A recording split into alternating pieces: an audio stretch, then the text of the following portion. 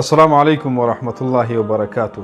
قدرمنو ورونو او خویندو، الله رب العزت په دې دنیا کې موږ ټولو انسانانو ته په مجموع کې او په خاص ډول مسلمانانو ته ډیر داسې نعمتونه راکړي دي چې هره ورځ یې ګورو کاروو یې.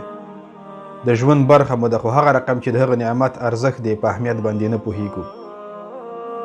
د دغه نعمتونو له جملې نه یو هم د اسلام د هدایت ستر نعمت دی چې موږ مسلمانانو ته یې راکړی دی، خو موږ متاسفانه هغه رقم چې قدر او ارزښت ده نه پرې پوهیږو او ډېر عادي سترګه باندې ورته ګورو.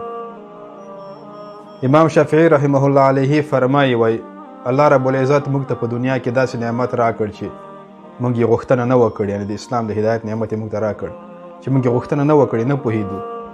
نو ته د مسلمان په حیث دا فکر وکړه که ته چېرته له الله رب العزت نه یو شی وغواړې، جنت وغواړې، نو څنګه به یې نه درکوي؟ اسلام هدایت یې په دې دنیا کې بې له غوښتنې درکړ، نو که ته دعا وکړې او دغه جنت له الله تعالی نه وغواړې نو څنګه به یې نه درکوي؟ یعنې الله رب العزت ډېر مهربان او غفور ذات دی.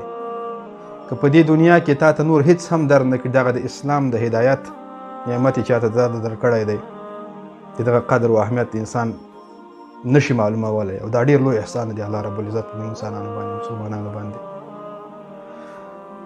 ګورئ، د رسول الله علیه الصلاة والسلام تره ابو طالب ډیر نږدې کس و، د پیغمبر تره خو الله تعالی هدایت ورته ونه کړ.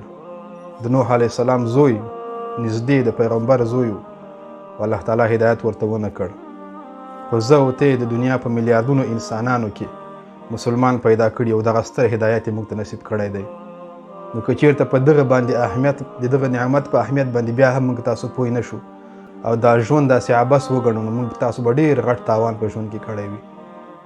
الله تعالی دې موږ تاسو دا توفیق راکړي چې د دغه نعمت په ارزښت باندې پوه شو، هغه رقم چې د دغه حق ده ادا یې کړو.